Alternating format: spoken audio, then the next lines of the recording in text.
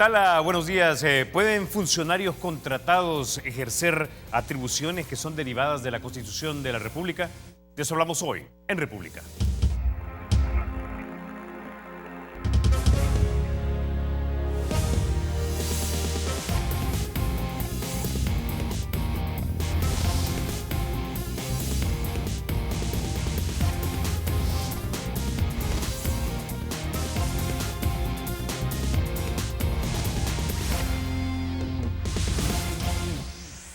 Bueno, sin mayor preámbulo, vamos a introducir a nuestro invitado. Esta mañana nos acompaña el magistrado Rodolfo González de la Sala de lo Constitucional. Magistrado, como siempre, bienvenido a República. Gracias, Carlos. Es un gusto estar aquí. Ok, antes de iniciar con las preguntas, quiero dar un poco de contexto a la gente que nos está viendo en casa. Hace casi 3 meses, la Sala de lo Constitucional le pidió a la Asamblea Legislativa que tenía que volver a elegir los magistrados porque los que habían elegido aparentemente estaban vinculados a partidos políticos. Pues ayer, en la plenaria quisieron autorizar una reforma transitoria a la Ley de Corte de Cuentas para que fueran los gerentes, es decir, las personas contratadas por los magistrados, los que pudieran desempeñar básicamente funciones de los magistrados. Escuchemos lo que dijo don Medardo González, coordinador del FMLN. Es precisamente sacar un decreto precisamente para hacer una autorización para que haya una firma representativa y legal por parte de la Comisión de la Corte de Cuentas. Es decir, eso se va a resolver hoy mismo en un acto legal que se va a resolver aquí en la Asamblea.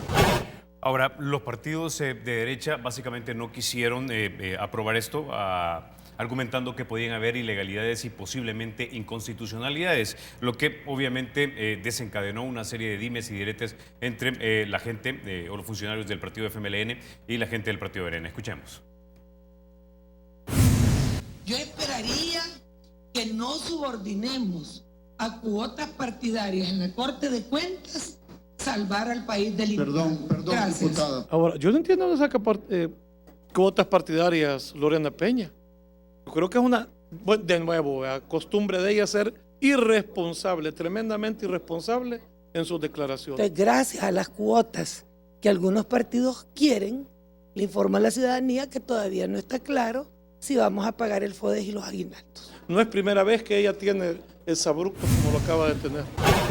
Bueno, Rodolfo, hice una pequeña investigación, obviamente no soy abogado, pero usted es magistrado de la Sala de lo Constitucional. El artículo 195 de la Constitución de la República dice: la fiscalización de la hacienda pública en general y de la ejecución del presupuesto en particular estará a cargo de un organismo independiente del órgano ejecutivo, que se denominará Corte de Cuentas de la República. En su numeral número 2 dice: autorizar toda la salida de fondos del Tesoro Público de acuerdo al presupuesto. Básicamente querían otorgar a un grupo de gerentes la posibilidad de poder firmar para poder básicamente hacer un préstamo. Ahora, el FMLN, tengo entendido, dicen, puede hacerse una reforma a la ley orgánica de la Corte de Cuentas. El artículo número 8 dice que corresponde al presidente de la Corte representar legalmente a la Corte y delegar mediante sus atribuciones, facultades y funciones administrativas en los magistrados y demás funcionarios de esta. Ahora, lo que no encontré, y es lo que me gustaría que me aclarara, es lo siguiente, porque parece haber como cierto nivel de razón de parte de los dos lados, dependiendo de la interpretación que se le esté dando a los artículos de la Constitución y la ley orgánica. Es decir, la Constitución define que el organismo que va a fiscalizar y autorizar la erogación del dinero público es básicamente la Corte de Cuentas, pero en ningún momento dice quién es la Corte de Cuentas. Pero por el otro lado, en el artículo 8, pero de la ley orgánica te dice que es el presidente el que debe representar a la Corte de Cuentas. Sin embargo, si hacer la reforma a ese artículo 8 y decir también una comisión de gerentes administrativos puede representar legalmente a la Asamblea, podría ser que tendríamos entonces una avenida legal para esto, pero ¿es esto así? Agreguemos otro elemento al análisis, y es que la Sala declaró inconstitucional en mayo de este año el proceso de elección último de los 3 magistrados de la Cámara de Segunda Instancia. Los que son electos por la Asamblea Legislativa, en este caso con mayoría simple de 43 votos, es el presidente y los otros 2 magistrados de la Cámara de Segunda Instancia de la Corte de Cuentas de la República. y ellos son la cúpula, digamos, de ese órgano del Estado. Para su actuación y representación, en muchas ocasiones la Corte de Cuentas actúa por medio del presidente. La Sala declaró inconstitucional el último proceso de elección de los 3 magistrados y se dio un plazo de 2 meses que llegaba hasta el 29 de julio de este año. La Asamblea ya está en 4 meses de casi de mora en el cumplimiento de ese fallo. Es decir, sorprende, y a mí como ciudadano también me sorprendió, cuando después de lo doloroso y complicado que ha sido el proceso de aprobación de los 550 millones, ahora alguien advirtió de que sin ese requisito formal, pero que está en la Constitución, no se podría dar cumplimiento al decreto legislativo de autorización del endeudamiento por 550 millones. Bueno, entonces hay que resolver el problema. Nadie lo advirtió, ninguno de los asesores, ninguno de los diputados, nadie del Ejecutivo, de las comisiones. Ahora que se ha advertido el problema, se cae en la cuenta, y tengo que decirlo porque es un fallo de la Sala de lo Constitucional que yo también suscribí, que la Asamblea está en situación de mora en el cumplimiento de esa sentencia de hacer la elección de la Corte de Cuentas. ¿Por qué irse al atajo de darle atribuciones a la comisión que está gestionando temporalmente la Corte de Cuentas si ya se venció el plazo que se había dado? Para que no fuera responsabilidad de la Sala de que quedara en acefalía la Corte de Cuentas por la cesantía del presidente y los otros 2 magistrados de la Cámara de Segunda Instancia de la Corte, la Sala dio un plazo de 2 meses que llegó hasta el 29 de julio y la Asamblea no lo ha cumplido. ¿Por qué irse al atajo de hacer una reforma y darle atribuciones a funcionarios que no han sido electos por la Asamblea? Son de nombramiento, pensaría yo, incluso de los magistrados salientes. ¿Por qué no darle cumplimiento al fallo cuando ya está en mora la Asamblea y que sean funcionarios legitimados por un proceso de elección de segundo grado en que la Asamblea los haya electo? La tiene sencilla la Asamblea la solución a este problema que nadie advirtió en su momento. Hay un problema fiscal grave, estos 550 millones son importantes para transformar una parte de la deuda de corto plazo a mediano plazo, pagar a proveedores, etcétera, etcétera. La tiene fácil y sencillo la Asamblea que proceda a la elección de los magistrados de la Corte de Cuentas. Es decir, digamos que en su análisis hacer esta reforma, digamos, tendría visos de inconstitucionalidad, se le dieran, digamos, estos poderes a esta comisión que intuyo yo son personas contratadas bajo la ley del servicio público o servicio civil, creo que se llama, pero que, digo, atendiendo una vez más a la lectura que yo le he dado a los artículos en los que no se define exactamente quién es la Corte, o hay algún espíritu ahí en el que te dice que, aunque no se diga que la Corte, en ese artículo madre de 195, es estos 3 magistrados que usted mencionó, en el espíritu está que la Corte son ellos 3. Como digo, no hay jurisprudencia sobre este punto concreto de una acefalía y una encomienda de las atribuciones propias de los magistrados de la Cámara de Segunda Instancia a personal técnico, gerentes, etcétera. Y tampoco puedo yo decir en este momento, sin que siquiera se haya aprobado y sin que haya una demanda y un caso concreto, si esto puede ser o no inconstitucional. Pero digo, el problema es real. Se aprobó los 550 millones.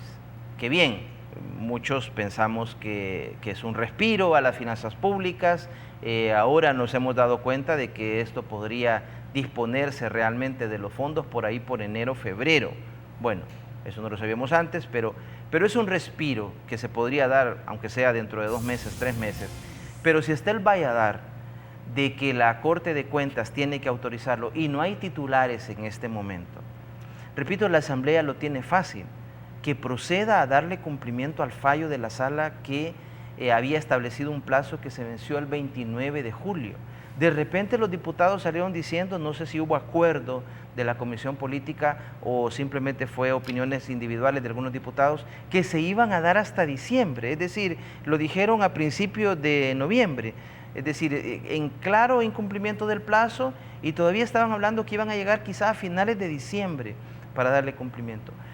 Tan simple como elegir y concluir con esta sentencia. Llegó el presidente de la Asamblea a una visita de cortesía a la Corte Suprema de Justicia el martes de esta semana y nos dijo que está en disposición de cumplir todos los fallos y que según lo que le habían indicado los técnicos de la Asamblea, la gerencia legislativa, de operaciones legislativas de la Asamblea, le había dicho que el tema que está pendiente y más urgente de cumplimiento de fallos de la Sala es el de elección de la Corte de Cuentas y que él iba a pedir que se iniciara y que se agilizara este proceso para dar cumplimiento lo más pronto posible. Ahora, si tenemos nosotros funcionarios que son elegidos indirectamente por la Asamblea Legislativa, podemos asumir que hay cierta legitimidad popular desde el punto de vista de que los diputados son elegidos por el pueblo, es decir, y ellos descargan, digamos, de alguna manera esa soberanía en estos funcionarios que ellos se supone han examinado y han pasado por el proceso para ser magistrados. En el entendido, digamos, que la Constitución le da esas atribuciones exclusivamente a estas personas que han sido electas indirectamente por los diputados. ¿Se pueden descargar atribuciones de la Constitución en funcionarios que han sido contratados, no nombrados y que por tanto no han pasado por el proceso de examen de los diputados de la Asamblea? Hay una sentencia de la Sala, no referida a la Corte de Cuentas, sino que a la Fiscalía General de la República, sobre el tema también que ha sucedido más de una vez en los últimos años del fiscal adjunto. La Asamblea, como mayoría de 2/3, elige al fiscal general de la República y este nombra libremente a su fiscal adjunto. Y creo que se dio con el caso del señor Astor Escalante, que cuando había cesado el señor Garrizafi, el abogado Garrizafi como fiscal general, quedó el abogado Astor Escalante como fiscal adjunto fungiendo. Y la Sala dijo, bueno, ante el riesgo de que haya jueces que digan que no tienen por válidas las actuaciones de la Fiscalía porque no hay un titular, la Asamblea no ha dado cumplimiento a la elección, etcétera. Bueno, se avaló como funcionario, como funcionario ejerciendo temporalmente al fiscal adjunto. Pero digo, en este caso de la Corte de Cuentas tenemos la particularidad de que la cefalía, llamémosle, de la Corte de Cuentas deriva de un fallo de la Sala de lo Constitucional. Se llegó a la fecha tope, que era el 29 de julio, quedaron cesantes los magistrados y ahora hay una comisión. Está bien, se hizo con el Consejo Nacional de la Judicatura, no va a dejar de pagársele, por ejemplo, los salarios al personal, no va a dejar de pagársele a proveedores y adoptar decisiones administrativas, y la Asamblea va tomando esta práctica de nombrar comisiones o gerentes o funcionarios técnicos no electos en el proceso de elección de segundo grado para que temporalmente estén supliendo, estén teniendo y ejerciendo las atribuciones. Pero yo me preguntaría si las atribuciones del 195 de la Constitución pueden ejercerlas a alguien que no sea producto de un proceso de elección de segundo grado. Pero como digo, estos son de los atajos que vemos frecuentemente en la Asamblea, ¿no? La misma mayoría que se requeriría para reformar la ley y darle estas atribuciones a los gerentes o a la comisión esta que está gestionando y teniendo temporalmente la Corte de Cuentas, es la misma mayoría que se requeriría para hacer una elección de segundo grado. Ni siquiera pueden alegar aquí que como en el caso del CNJ o en el caso de la Fiscalía, que se requieren 56 y como no logran ponerse de acuerdo, pues una especie de fast track por la vía de los 43 votos, mayoría simple, hacen esta reforma. Es la misma mayoría de 43 la que se requeriría para hacer la elección de segundo grado. ¿Qué sentido tiene hacer la reforma si esa misma mayoría, esos mismos 43 diputados que aprobaran la reforma, ¿por qué no hacen la elección de los magistrados de la Corte de Cuentas? Ok, un par de puntos más en este tema, y es lo siguiente. Si la Sala de lo Constitucional tiene la facultad de hacer cumplir lo que se dictaminó, ¿cómo es posible que la Asamblea no haya elegido, a pesar de que ya, como usted lo dijo, está en mora? Y la siguiente pregunta es, ¿está en desacato la Asamblea a la Sala? Está en incumplimiento. Lo que pasa es que desacato tiene una connotación a veces penal, que se está cometiendo un delito. ¿Está en situación de incumplimiento de un fallo? Sí, sí. Como lo está en incumplimiento del fallo relativo, por ejemplo, al financiamiento de los partidos políticos, a que los partidos revelen quiénes son los donantes de sus campañas. La Asamblea, en supuesto cumplimiento de un fallo de la Sala, dijo que se va a dar a conocer el nombre del financista, pero si él está de acuerdo, se le va a preguntar si él está de acuerdo. Y en una resolución del año pasado, la sala dijo que esa reforma se tiene por no hecha, la sentencia se tiene por no cumplida. Yo le recordé al gerente de la Asamblea en esta visita que nos hicieron el martes que esa sentencia también está pendiente de cumplir, la de la Corte de Cuentas y la relativa a la ley de partidos en cuanto a revelar los nombres de los donantes. La Asamblea está en una situación de incumplimiento de un fallo de la sala, de dos fallos en este caso, de la sala de lo constitucional, y un mínimo de lealtad institucional tiene que haber, de respetarnos mutuamente nuestras competencias. La sala ejerce sus atribuciones de la Constitución de juzgar y hacer ejecutar lo juzgado en materia constitucional. La Asamblea debería dar cumplimiento a estos fallos. Bueno, y si no hay lealtad institucional, ¿quién podría ser el encargado? ¿El Ministerio Público de hacer cumplir entonces de alguna manera esa sentencia? Como se dice siempre cuando nos planteamos el tema del cumplimiento de las leyes en general, todos esperamos que las leyes sean cumplidas de manera voluntaria. Si no hay un cumplimiento espontáneo, voluntario, hasta el Estado más democrático, más pluralista, más tolerante, tiene herramientas coactivas para darle cumplimiento a las leyes, a los fallos judiciales. Nadie espera que solo sea a fuerza de presión y de coacción el cumplimiento de las leyes, pero ningún Estado democrático puede renunciar al poder coactivo de hacer cumplir sus fallos. En este caso, por primera vez se ha planteado ante la sala, en el caso del CNJ, una inconstitucionalidad por omisión, no derivada del cumplimiento de un mandato constitucional, que los hay y ha habido incumplimientos y la sala lo ha constatado, sino porque una elección de segundo grado no se haya cumplido en tiempo. Y la Asamblea ya eligió CNJ, pero los peticionarios le dijeron a la sala que no sobresea, que continúe el trámite hasta llevarlo a sentencia y establezca un precedente de cuáles son las consecuencias y qué pasa en concreto cuando no se hace en tiempo una elección de segundo grado.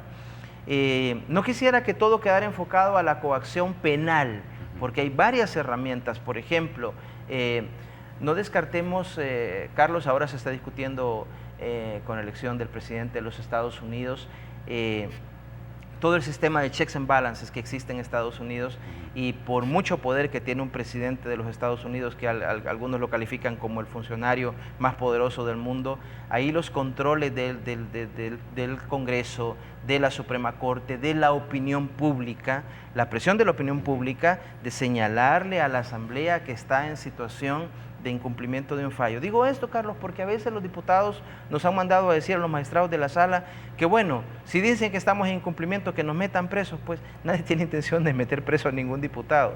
Estamos pidiendo lealtad institucional. Cumplamos y respetemos las competencias recíprocas. Hay un sistema de frenos y contrapesos de controles que operan en un régimen republicano y democrático.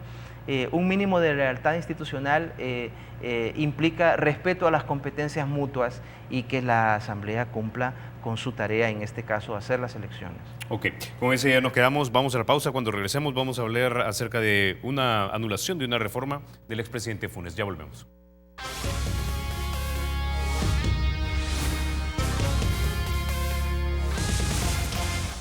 Gracias por continuar con República. Magistrado González, bueno, en una reforma que se promovió durante el gobierno del presidente Funes, se eliminó la representación de la empresa privada en las juntas directivas de las instituciones autónomas. El cambio le dejaba la facultad al presidente, ¿no?, que fuera él el que designara a los representantes, argumentando de que no todos estaban representados en la ANEP. Pero esta semana la Sala de lo Constitucional dijo que esa reforma es inconstitucional por el procedimiento con el que se aprobó en el Parlamento. Es decir, ¿es una cuestión procedimental y no tanto de fondo? Sí, la razón para decidir, el fundamento definitivo para el fallo es un vicio en el procedimiento, uso de dispensa de trámite sin justificación de la urgencia.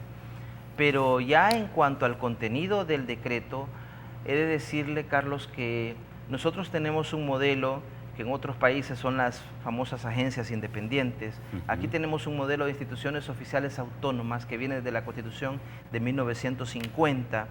No son ministerios jerárquicamente vinculados y dependientes del Ejecutivo, sino que en las instituciones autónomas, que son entes descentralizados por función, el presidente de la República nombra libremente al director del Seguro Social, del Fovial, al presidente de CEPA, de instituciones autónomas. En este caso eran 19 instituciones autónomas, pero en sus respectivas leyes orgánicas, además del presidente, director o como se llame, el titular, la cabeza de esta institución nombrado por el presidente de la República, hay representación del sector laboral y del sector privado, empresarial.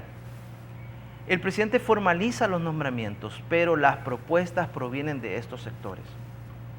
Con la crisis grave que hubo en muchos aspectos en el 2012, el presidente de la República en medio de la crisis hizo una iniciativa para hacer cesar, independientemente del plazo que tuvieran los representantes del sector privado en los consejos directivos de 19 autónomas, hacerlos cesar a todos al 31 de agosto de 2012. Las personas que estaban ocupando esos cargos, muchos con plazo, que tenían 2 años, 3 años y apenas llevaban 1 mes, 2 meses, llegaron a pedir amparo y todos fueron amparados por la sala. Pero había quedado pendiente la inconstitucionalidad del decreto, de los 19 decretos de reforma, porque se fueron reformando cada una de las leyes de las autónomas. Nosotros decíamos, tan arbitrario es que un presidente de izquierdas, como supuestamente era Mauricio Funes, deje cesantes, porque sí, porque pida una reforma a la Asamblea para dejar cesantes de un día para otro a los representantes del sector privado, como arbitrario sería que un presidente de derechas hiciera lo mismo con los representantes del sector laboral. Llamemos a las cosas por su nombre, respetemos los esquemas legales y en cada autónoma hay una cabeza, director del Seguro Social, pero hay un consejo directivo donde hay representantes de varios ministerios del sector laboral y del sector empresarial. El presidente formaliza a veces los nombramientos, así lo dicen las respectivas leyes, pero no lo representan al presidente, representan al sector que los eligió.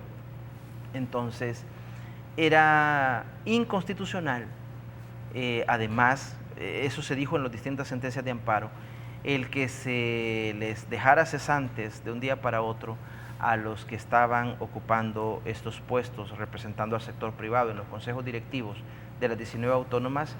Y en el caso que sentenciamos el lunes de esta semana, es la primera vez en que la sala ha sistematizado su jurisprudencia. Es un leading case, les decía yo a mis alumnos en la clase de esta semana, que sobre el tema de la dispensa de trámites. Ha habido estudios de algunas instituciones que analizan la legalidad y la institucionalidad en el país sobre el abuso de la dispensa de trámites por años en el país.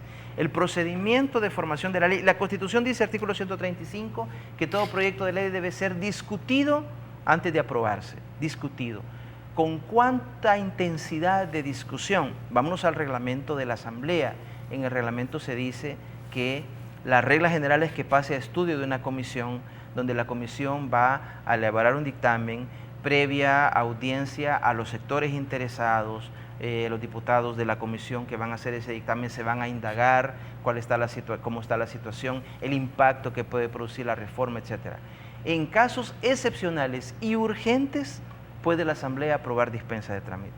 En este caso se aprueba dispensa de trámite, se reforman 19 leyes sin justificar la razón, y ese es el vicio de forma que se detectó y se declaró inconstitucional el lunes de esta semana. Ahora, la palabra clave en esa dispensa de trámite es excepcional y urgente, pero ¿qué calificaría sobre eso? ¿Hay jurisprudencia que nos defina exactamente qué podría operar como excepcional y urgente?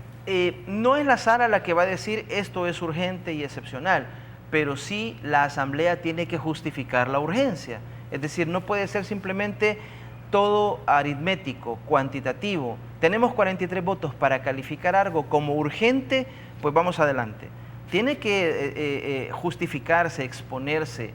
La Asamblea nos manda en los procesos de inconstitucionalidad, muy frecuentemente nos manda la versión taquigráfica de la plenaria. Y ahí uno ve las intervenciones de todos los diputados. A veces incluso hay diputados, la sala ha declarado inconstitucional ratificación de préstamos, hubo uno que lo declaramos inconstitucional de un préstamo por 42 millones de dólares que se había aprobado con un banco taiwanés, en el que hubo hasta 6 diputados de la oposición de ese momento, que era el FMLN, pidiendo discutamos el tema, debatamos el tema, y el entonces presidente de la Asamblea le decía, ¿para qué? Ya tenemos los votos para ratificar el empréstito.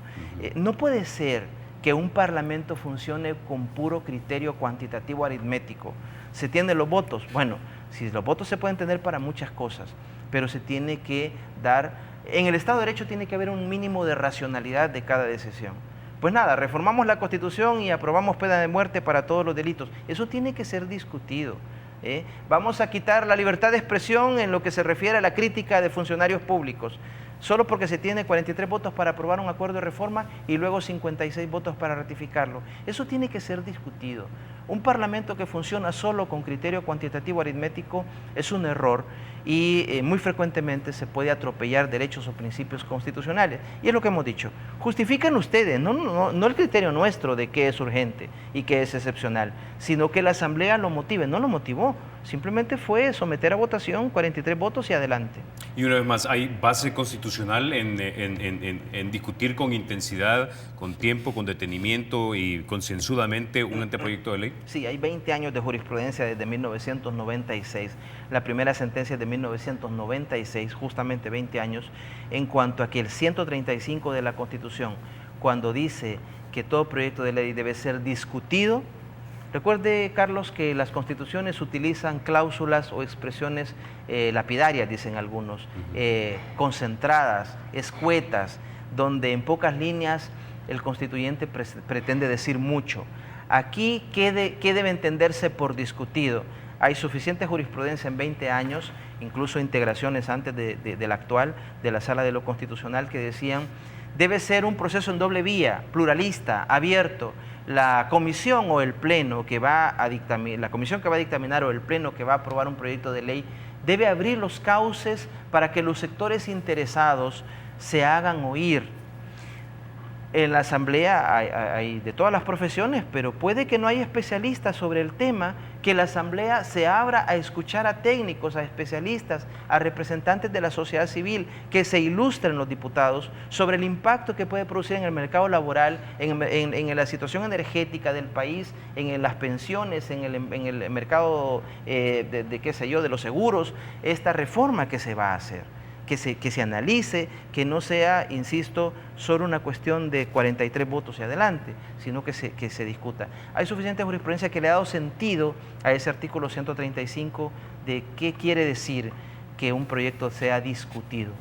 Ok, pasemos ahora a otro tema siempre. La Sala admitió una demanda de inconstitucionalidad a la reforma del fideicomiso de pensiones. La razón por la cual la Sala admitió la demanda contra estas reformas es para analizar si las reformas constituyen una vía de financiamiento para deuda pública y que por tanto tuvo que haber sido aprobado por no menos de 2/3 de los votos de los diputados electos.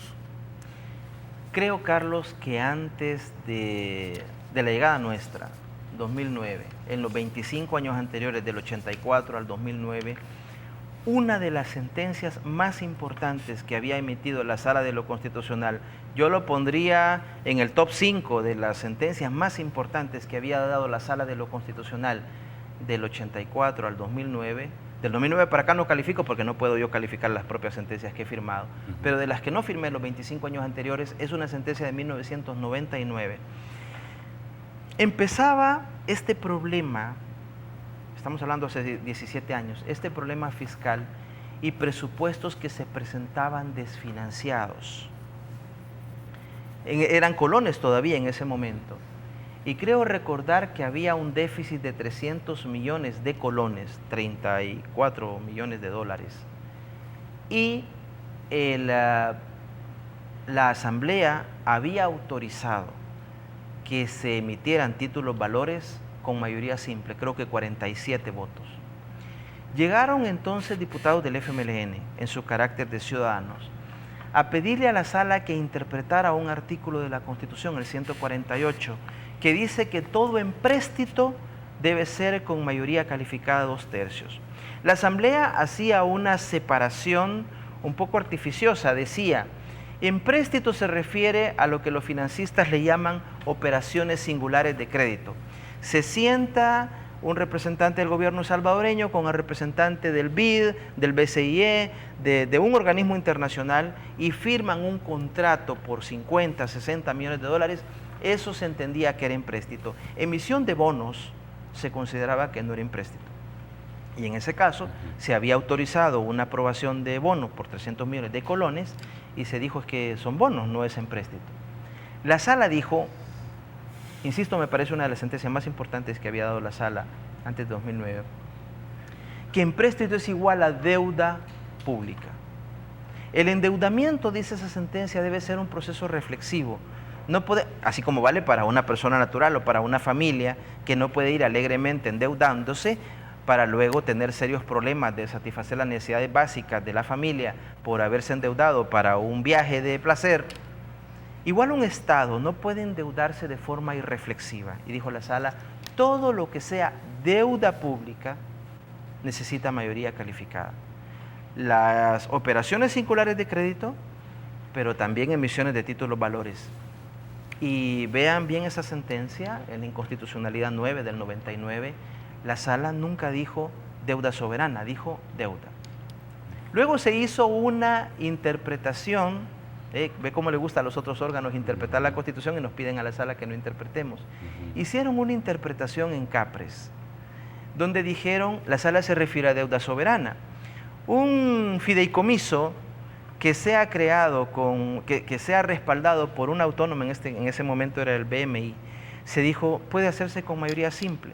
Y así hemos tenido más de 10 años, creo, con emisión de letes, certificados, aprobados por mayoría simple.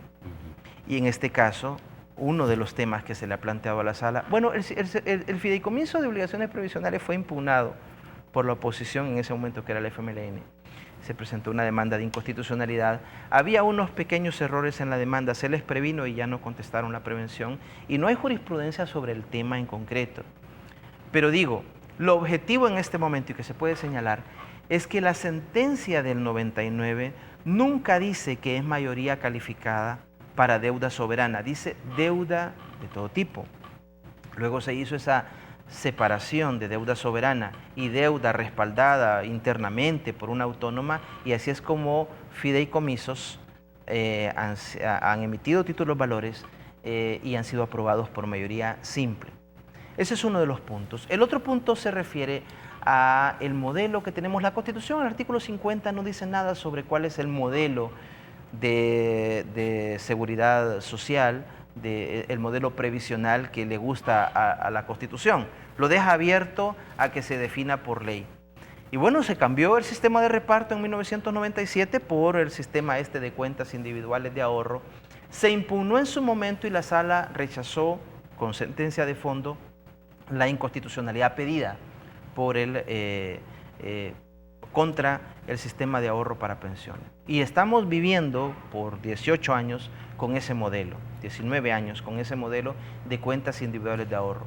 La lógica del sistema, luego se puede cambiar, por supuesto. Insisto que la Constitución no dice vamos a garantizar la seguridad social y el sistema previsional debe ser privado o público o mixto. No dice nada, lo deja a la ley. Pero mientras estamos bajo esas reglas, ¿cuál es la lógica del sistema? Se le paga una comisión a una administradora de fondo de pensiones para que, lo dice la ley SAP, busque invertir el fondo de pensiones, las cuentas individuales de ahorro, donde sea más rentable, porque en la medida en que el fondo de pensiones es más rentable, el trabajador tiene garantizada una mejor pensión y por más tiempo, porque esa acumulación de cotizaciones y de rentabilidad es la que le va a servir para su pensión cuando se jubile. La sala conoció una demanda contra una reforma que decía que se iba a invertir el fondo de pensiones hasta un 45% en los certificados A, en papeles que da el gobierno, no los títulos valores que emanan del gobierno. Luego con los certificados B se llega a un 52%.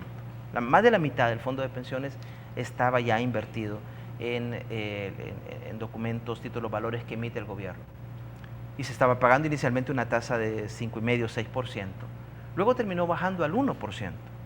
En la discusión que teníamos en la sala había colegas que decían, les saldría mejor al trabajador sacar este dinero de su cuenta individual, no lo puede hacer, pero le saldría mejor sacarlo y ponerlo en un banco con las reglas normales del depósito a plazo, donde le pagarían más del 1%.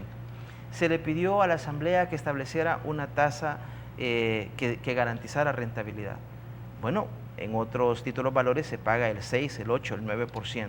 Se estaba pagando el 1%. Al final se ha determinado el 3.3 con posibilidad de llegar hasta el 3.5. Pero la reforma que se hace en septiembre, Carlos, prácticamente es que cuando se venzan certificados se van a dar nuevos certificados. Pagar deuda con deuda. Y seguía abierto el grifo de las emisiones trimestrales de certificados de inversión previsional por parte del gobierno con obligación de las AFP de comprarlos. Habían unas proyecciones que en el 2021, 2023 a más tardar, el 100% del fondo de pensiones iba a estar invertido en el gobierno, un gobierno que no tiene pero ni para pagar el FODES o para pagarle a los proveedores, a los tallercitos que hacen los uniformes escolares, etc. Entonces sí nos pareció que había un riesgo, porque ese es otro de los argumentos de la demanda, al final va a terminar dañando el derecho a la seguridad social, la pensión de los trabajadores. Hemos admitido, hemos suspendido, no se puede emitir más títulos valores para pagar deuda, no se puede seguir emitiendo pago de deuda con deuda. Eso está suspendido hasta que se emita sentencia y mientras tanto vamos a revisar, digamos, globalmente la situación de este fondo de obligaciones una pregunta más en ese previsionales. punto. ¿Para cuándo esperaríamos sentencia sobre esta demanda? El trámite de la inconstitucionalidad es bastante sencillo. Por 10 días se oye a la Asamblea, por otros 10, 15 días se oye al Fiscal General de la República y el proceso está para sentencia. Yo creo que con lo urgente, pero no le estoy hablando en nombre de la sala, sino mi opinión personal, con lo urgente que es definir este tema, ojalá la sala pudiera concluir el trámite y emitir sentencia antes de fin de año, para que este tema esté definido claramente. Eso da seguridad jurídica a los otros órganos y estos 3 puntos de la demanda tendrán que ser analizados. Ok, con esa idea vamos a la pausa y ya volvemos.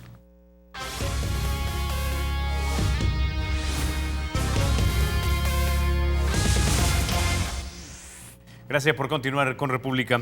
Bueno, magistrado González, quiero que hablemos ahora un poco acerca del tema de la violencia. En esta semana han matado bastantes policías, ya llevamos 45 si mal no recuerdo. La violencia está desatada, enfrentamientos entre la policía, etcétera. Bueno, el fiscal está haciendo lo suyo, pero varios analistas nos han dicho aquí que no hay una especie de sistema integrado entre fiscalía, policía y digamos el órgano judicial. Casi siempre hablamos de fiscalía y de policía, es decir, el fiscal conduce la investigación, pero a veces dicen que la policía no es lo suficientemente calificada para poder sustentar los casos de la fiscalía, pero luego dicen que los jueces los dejan ir. Hemos visto casos en Oriente, por ejemplo, donde jueces especializados, en lugar de juzgar a los malandrines, estaban de hecho en contubernio con ellos. Quiero que escuchemos lo que dijo la presidenta de la Sala de lo Penal de la Corte Suprema de Justicia cuando estaba hablando acerca de los casos de depuración. Escuchemos. Aproximadamente podrán ser unos 300, ¿verdad? Dependiendo de las denuncias que pueda tener cada quien o más. Mire, las denuncias que más se tienen es por gestión de despacho. Se tomó decisión para fortalecer el departamento, se van a contratar 6 inspectores y otro equipo personal, equipo técnico para que puedan apoyar el departamento y poder avanzar como quisieran. Bueno, según tengo entendido es una mora como de 300 casos, no necesariamente todos es por, digamos, corrupción grave, sino que de repente puede ser que haya casos leves de gente que llega tarde o que llega ebria o como sea, ¿no? Pero la pregunta es, ¿cómo opera esa depuración y cuándo realmente vamos a poder decir los ciudadanos en la República tenemos un órgano judicial que, digamos, está a la par por lo menos de este fiscal de turno? Creo yo que tiene razón la presidenta de la Sala de lo Penal cuando hizo un estimado de que abordar esos casos que están en investigación judicial puede ser un proceso largo. Pero quiero decir que en los últimos meses, con la renovación que hubo en septiembre del año pasado de 1/3 de la Corte, afortunadamente se ha encontrado un ambiente y una correlación en la Corte para avanzar con los casos de depuración judicial. No se agregó, bueno, se agregó una tercera sesión semanal de Corte Plena para ver depuración judicial. Inicialmente iba a ser un día de la semana distinto, de martes y jueves, pero al final se ha alargado la de martes. Y se están viendo casos de investigación judicial y de investigación profesional.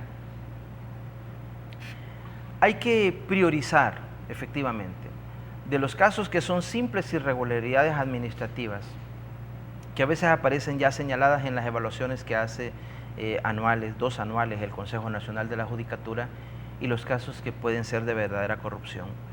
En 2 o 3 reuniones que hemos tenido con el Fiscal General de la República, le hemos pedido que por favor, cuando él tenga indicios, y él sabrá cuando un caso está maduro y con suficiente sustento como para judicializarlo, de vinculación de funcionarios judiciales con crimen organizado, corrupción, que presente las solicitudes de antejuicio.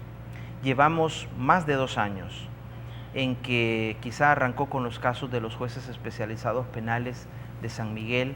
En agosto de 2014 coincidió con la llegada a la presidencia de Armando Pineda Navas.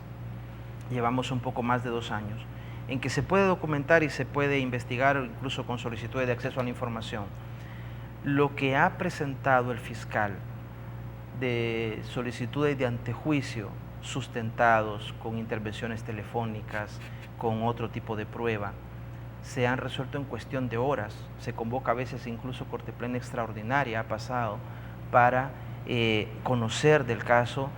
Lo primero que se hace es suspender al funcionario como medida cautelar. Se sigue el procedimiento administrativo que las más de las veces ha concluido en destituirlo de la carrera judicial, y además se le quita el fuero para que sea procesado como un ciudadano común ante la justicia penal.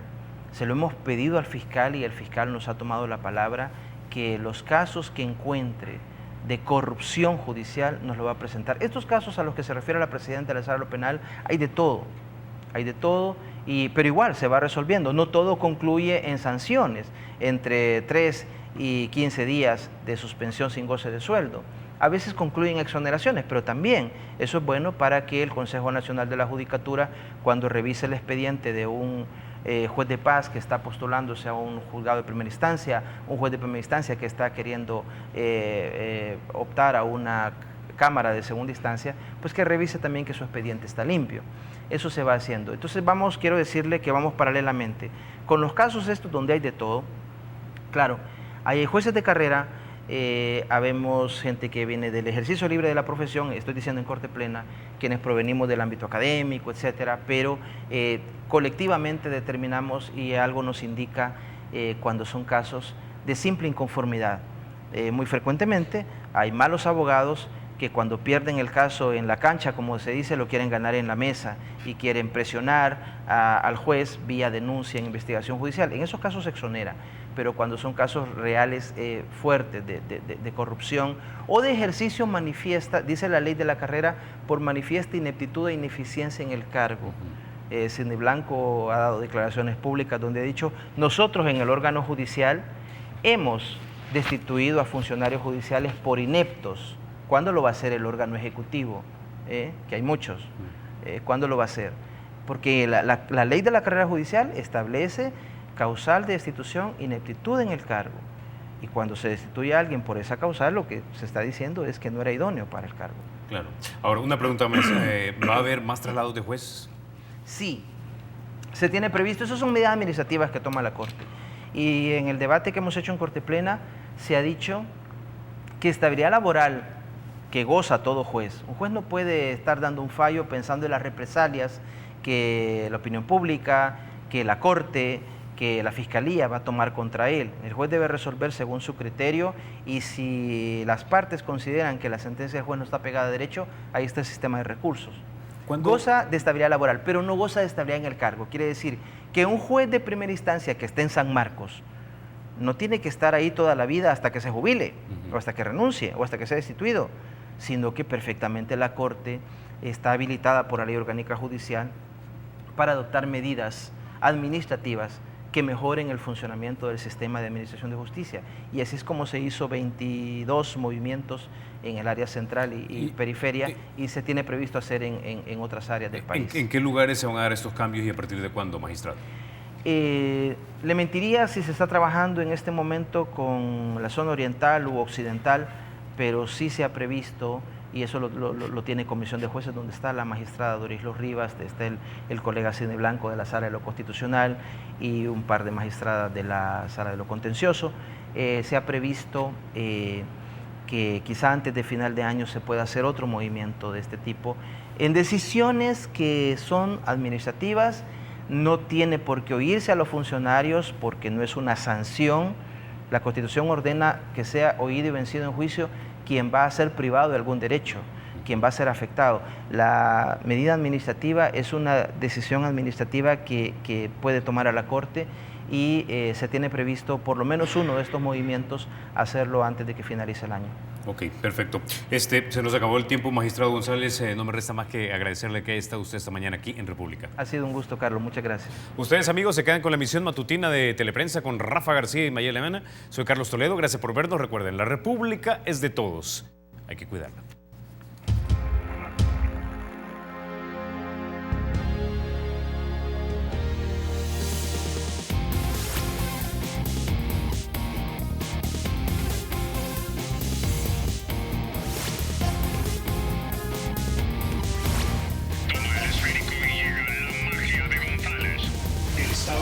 Será siempre libre e independiente y no será jamás el patrimonio de ninguna familia ni persona.